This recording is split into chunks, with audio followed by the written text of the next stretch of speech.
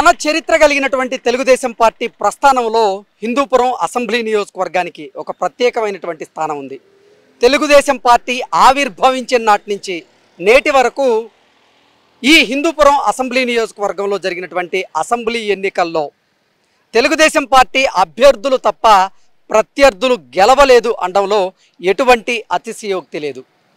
Telugu Desam party ఆవిర్భవించిన నాటి నుంచి నేటి వరకు ఇక్కడ తెలుగుదేశం పార్టీ బలపరిచినటువంటి అభ్యర్థులే ఘన విజయాన్ని సాధిస్తూ వచ్చారు.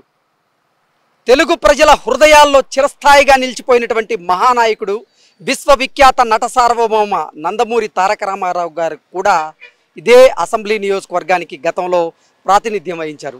ఆ తరువాత ఆయన వారసులైనటువంటి నందమూరి హరికృష్ణ గారు కూడా ఇదే అసెంబ్లీ నియోజకవర్గానికి ఒకసారి ఆయన ప్రాతినిధ్యం వహించారు. 2014 నుంచి ఇప్పటి వరకు నందమూరి బాలకృష్ణ గారు ఈ హిందూపురం అసెంబ్లీ నియోజకవర్గానికి ప్రాతినిధ్యం వహిస్తూ వస్తూ ఉన్నారు. హిందూపురం అసెంబ్లీ నియోజకవర్గానికి నందమూరి బాలకృష్ణ గారు శాసనసభ్యులుగా ఎన్నికైన తరువాత ఈ అసెంబ్లీ నియోజకవర్గం రూపురేఖలే మారిపోయాయి అనడంలో ఎటువంటి అతిశయోక్తి అయితే లేదు. కారణం ఏంటంటే 2014 నుంచి 2019 మధ్యకాలంలో హిందూపురం అసెంబ్లీ నియోజకవర్గంలో అనేక అభివృద్ధి కార్యక్రమాలకి నందమూరి బాలకృష్ణ గారు శ్రీకారం చుట్టారు.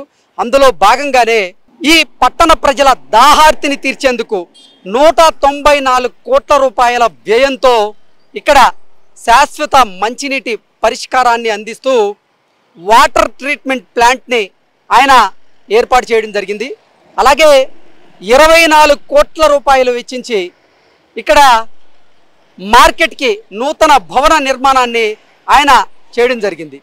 అలాగే 20 కోట్ల రూపాయలు వెచ్చించి మాతా శిశు వైద్యశాలని ఆయన నిర్మించడం జరిగింది. 4 కోట్ల రూపాయలను వెచ్చించి ఇక్కడ పశు సంరక్షణ కోసం కూడా వెటర్నరీ హాస్పిటల్ని ఆయన నిర్మించడం జరిగింది. దాంతోపాటుగా 120 కోట్ల రూపాయలు వెచ్చించి ఈ నియోజకవర్గం వారీగా ఉన్నటువంటి పేదలు ఎవరైతే ఉన్నారో వారి కోసం 2800 పక్కా ఇళ్లను నిర్మించి వారికి ఇవ్వడం జరిగింది. దాంతోపాటుగా 80 కోట్ల రూపాయలు వెచ్చించి నియోజకవర్గ వారీగా వివిధ అభివృద్ధి కార్యక్రమాలు చేస్తూ దాంట్లో భాగంగా బీటీ రోడ్లను నిర్మించడం జరిగింది.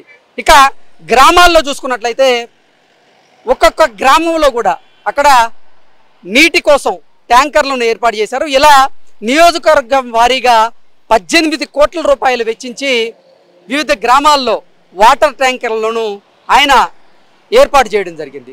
దాంతోపాటుగా గ్రామీణ ప్రాంతాలలో ఆయన సీసీ రోడ్లను నిర్మించారు, డ్రైనేజీ వ్యవస్థను ఏర్పాటు చేశారు.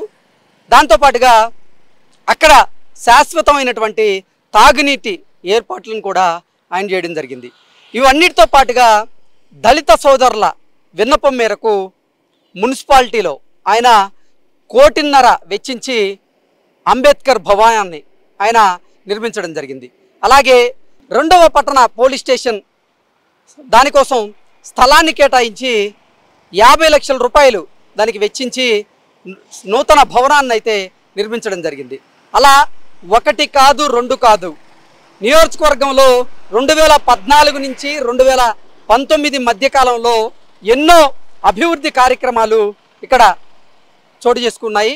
అలాగే 2019 నుంచి 2024 మధ్యకాలంలో అంటే వైఎస్ఆర్సీపీ ప్రభుత్వ హయాంలో జగన్మోహన్ రెడ్డి ముఖ్యమంత్రిగా ఉన్నప్పటికీ ఈ నియోజకవర్గంలో బాలకృష్ణ గారు తన సొంత ఖర్చులతో తన తండ్రి గారైనటువంటి స్వర్గీయ నందమూరి తారక రామారావు గారి పేరు మీద ఎన్టీఆర్ ఉచిత ఆరోగ్య రథాన్ని ఏర్పాటు చేసి ఎవరైతే వైద్యం ఎవరికైతే భారంగా మారిందో వారి కోసం ఈ ఆరోగ్య రథాన్ని ఈ నియోజకవర్గంలో ఉన్నటువంటి అన్ని గ్రామాల్లో అలాగే పట్టణాల్లో ఉన్నటువంటి అన్ని వార్డుల్లో కూడా దాన్ని తిప్పుతూ 200 వ్యాధి నిర్ధారణ పరీక్షలు అక్కడ చేయిస్తూ ఉచితంగా మందుల పంపిణీ కూడా చేయించారు. అలాగే కరోనా కష్టకాలంలో కూడా తన సొంత డబ్బును వెచ్చించి ఇక్కడ పీపీ కిట్లను అలాగే కరోనా కిట్లను వారికి కావాల్సినటువంటి మందులను వెంటిలేటర్లను వీటన్నింటినీ కూడా ఏర్పాటు చేయడం జరిగింది.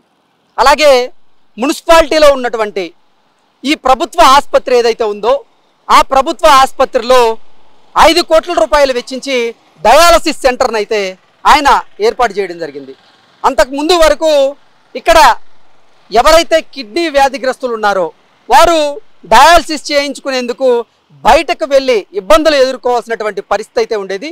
అది గ్రహించినటువంటి నందమూరి బాలకృష్ణ గారు ప్రభుత్వ ఆసుపత్రిలో ఆయన డయాలసిస్ సెంటర్ని ఏర్పాటు చేసి ఎంతోమంది కిడ్నీ రోగులకైతే ఆయన సేవలు అందిస్తూ ఉన్నారు. ఇలా 1 కాదు 2 కాదు చెప్పుకుంటూ పోతే ఆయన ఈ హిందూపురం నియోజకవర్గానికి శాసనసభ్యులుగా ఎన్నికైన తరువాత నిజంగా ఈ హిందూపురం అసెంబ్లీ నియోజకవర్గం అయితే అభివృద్ధి బాటలో దూసుకు వెళ్తుంది అనడంలో అతిశయోక్తి అయితే లేదు.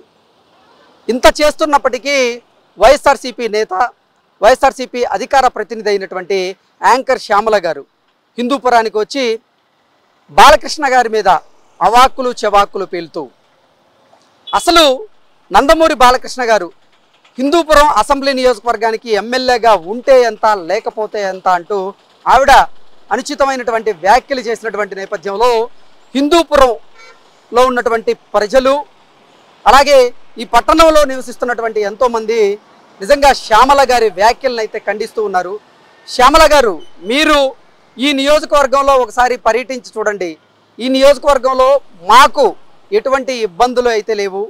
బాలకృష్ణ గారు మాకెప్పుడు అందుబాటులో ఉంటారు, మా సమస్యలను ఆయన పరిష్కరిస్తారు అంటూ కూడా ఇక్కడ ప్రజల్ని మనం వారి అభిప్రాయాలను అడిగినప్పుడు వారు మనకి ఈ బదులైతే ఇవ్వడం జరిగింది.